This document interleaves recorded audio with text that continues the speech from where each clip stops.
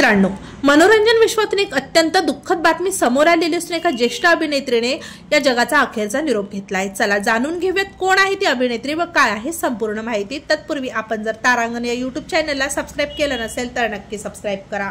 1955 साली मी सम्मा या चित्रपटातून प्रसिद्धीस होतात आलेली अभिनेत्री जमुना यांचं दुःखद निधन झालं। 4 दशकाच्या त्यांच्या अभिनय कारकिर्दीत त्यांनी विविध भूमिका साकारल्या होत्या।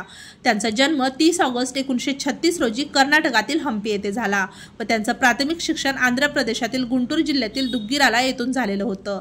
जमुना यांचं खरं नाव जनाबाई असं होतं।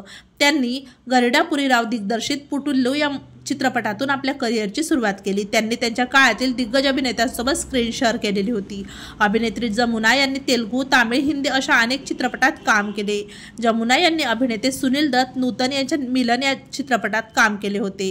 हा चित्रपट तेलुगू चित्रपट मोगा मुनुसुलू या चित्रपटाचा रिमेक होता। चित्रपटाच्या दुनियेसोबतच त्या अभिनेत्री राजकारणातही सक्रिय होत्या। 1980 साली त्यांनी तत्कालीन प्रधानमंत्री इंदिरा गांधी यांच्या प्रभावातून काँग्रेस पक्षात प्रवेश केला व राजकीय क्षेत्रात त्या सक्रिय झाल्या। दरम्यान अभिनेत्री जमुना यांनी वयाच्या 86व्या वर्षी वृद्धापकाळाने या जगाचा निरोप घेतलाय। तेव्हा मित्रांनो, आपल्या तारांगण या YouTube चॅनल तर्फे ज्येष्ठ अभिनेत्री जमुना यांना भावपूर्ण श्रद्धांजली।